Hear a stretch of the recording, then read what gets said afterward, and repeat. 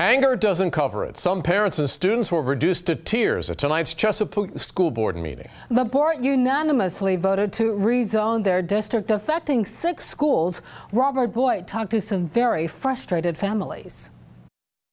Well, a lot of angry parents out here in Chesapeake tonight finding out that their children are going to have to change schools.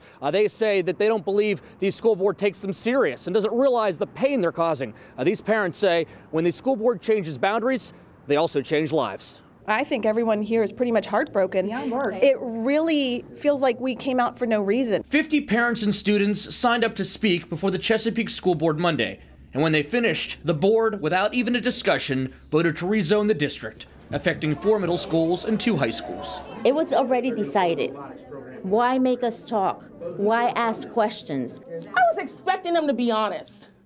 I was expecting them to really be honest with the people. And it's very hurtful, and I feel like disrespectful of everyone here. 6th grader Hayden Newman had tears running down his face when he found out he will have to leave Hugo Owens Middle School.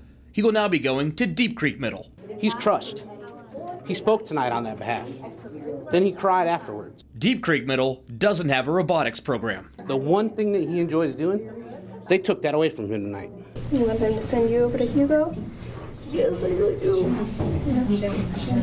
Margaret McNair has a special needs daughter who will remain at Hugo Owens, but many of her friends will not. Now we're taking the kids that she went to elementary school with, middle school with, and they're being taken away from her. School Board Chairman Jeff Bunn said they did listen to the public, but in the end, they had to do what's best for the district as a whole. It is a very hard decision to take because, you are affecting, families and things. He also said he understands change is hard, but he thinks over time these families and students will be just fine. Kids are resilient, and they're going to be successful as long as they have the support from their parents. All of these boundary changes will go into effect beginning next school year, September 2018. In Chesapeake, Robert Boyd, 13 News Now.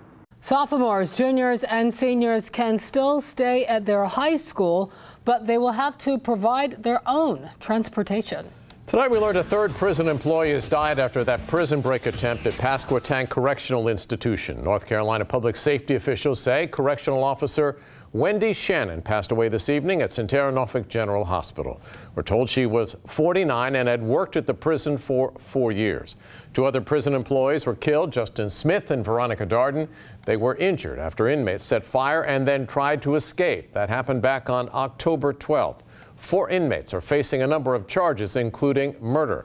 The district attorney tells us he will decide if he will seek the death penalty. Tonight, we're working to find out more about a woman who died after being held at the Portsmouth jail. Our partners at the Virginian Pilot report that Pamela Riddick was booked last week on a grand larceny charge.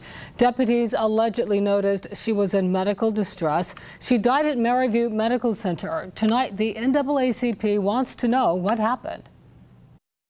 Today, the Portsmouth NAACP is calling on Portsmouth Commonwealth Attorney Mrs. Stephanie Morales to seek a special grand jury to investigate the circumstances surrounding the death of Ms. Pamela Riddick in the Portsmouth City Jail. A spokesman for the jail says a medical examiner will determine Riddick's cause of death. State police are investigating a police-involved shooting in Portsmouth. Officers got a call yesterday afternoon about a burglary at a home on Tatum Avenue. They arrived and saw people leaving the house. One had a gun. Police tell us this is when the gunfire happened. One suspect was shot but should be okay. There's no word on whether there were any arrests or charges in the alleged burglary. Meanwhile, the Portsmouth police officer is on administrative leave. A former Norfolk State University football player is accused of killing an 18-year-old current player during NSU's homecoming weekend. Jaquan Anderson is charged with second-degree murder and the death of Nicholas Ackes. Ackes died Friday night on Hayes Street, 1 day before the university's homecoming game. We talked to the football coach and other members of the team. They were all visibly shaken. One parent told us Ackes was a good guy. Just wasn't at the right place at the right time, and that can happen to any of us, ma'am. Today in court, Anderson chose to have a court-appointed attorney. He is being held without bond and will be back in court in January. A jaw-dropping day in the investigation into Russian meddling in the election. 3 former Trump campaign associates were indicted. The charges rising as high as Paul Manafort, the former campaign chairman. But a lesser-known name, George Papadopoulos, is grabbing the biggest headlines. ABC's Lana Zak has the latest developments. Paul Manafort was once charged with overseeing the Trump campaign, but now he's charged with 12 counts following a grand jury indictment. Manafort and his former deputy at the Trump campaign, Rick Gates, are now both under house arrest, stemming from charges that they worked for Ukrainian officials with ties to Russia, and that from 2006 through 2016, they hid more than $75 million in offshore bank accounts.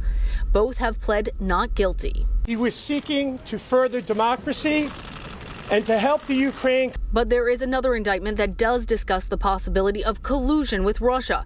George Papadopoulos, a former policy advisor to then candidate Trump, has pled guilty to lying to the FBI about his interactions with Russian agents. According to the indictment, Papadopoulos told other members of the Trump foreign policy team that he had contacts that could facilitate a meeting between Mr. Trump and Russian President Vladimir Putin.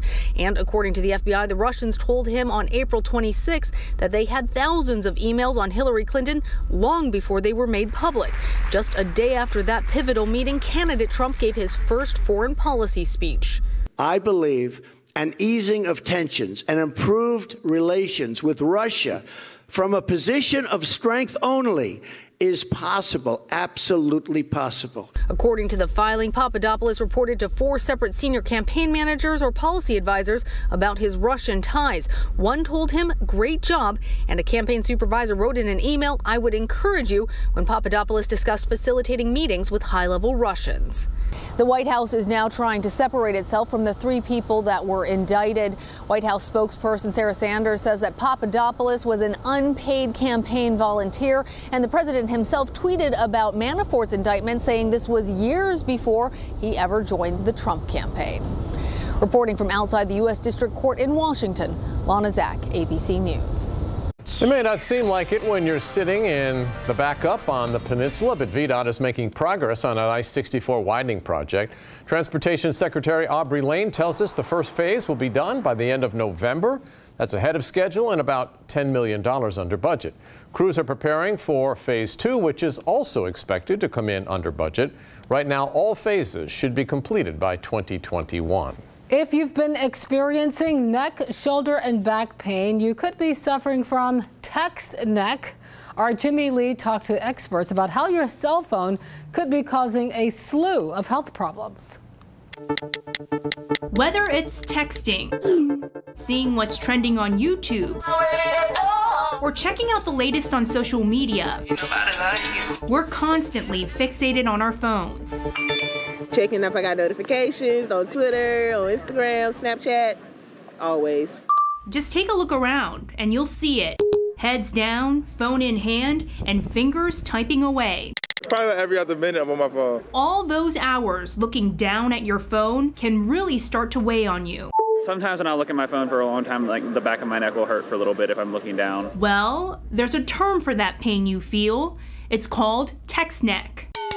I get that a lot. Snapchat, I know Snapchat, like doing like this and going all around. I know personally, like my neck sometimes feels some type of way. Spinal surgeon Kenneth Hansraj found that bending the neck forward and down increases the weight on the cervical spine. According to his research, bending your neck at a 60-degree angle is like draping a 60-pound weight around your neck. That's hard to believe, 60 pounds of weight just from looking down. Oh no, you gotta show me a little proof on that one. Well, the proof is in science. It is true. When your head moves forward, it changes that center of gravity, therefore increasing the amount of pressure that's put on your spine. You got to keep rolling your shoulders, and that doesn't do anything after a while. But it's not just the pain you should be worried about. You're having 16, 17-year-old kids with the spine of a 70-year-old because of the degeneration and the constant pull on the spine. Dr. Tina DeGiorgio is a licensed chiropractor who's been treating patients for over 20 years. She says text neck doesn't just make you sore. It can cause you to be more injury prone and permanently damage your spine, making you weaker, slower, less efficient, and depressed. Your body starts producing different hormones that could be fear, low self-esteem, all the characteristics you would see for somebody who walks like this. Low self-esteem is actually a big issue with people who do this too, because they're not looking up and looking around and having that confidence. And what's really worrisome, her patients are getting younger and younger. That most damage from late teenage to late 20s. Because then after you're 20, 30 years old, 40 years old, you're just an accumulation of what you've done to yourself. The earlier you start taking steps to prevent text neck and treat it, the better. Dr. DeGiorgio recommends yoga, stretching, mobility exercises, and Epsom salt baths, which contain magnesium. Consult with a chiropractor about massage therapy and getting adjustments to your spine. And most importantly, just be aware. I deleted some apps on my phone, like try to cut back from social media. I need to stop looking down at my phone. No, seriously. Jemmy V, 13 News Now.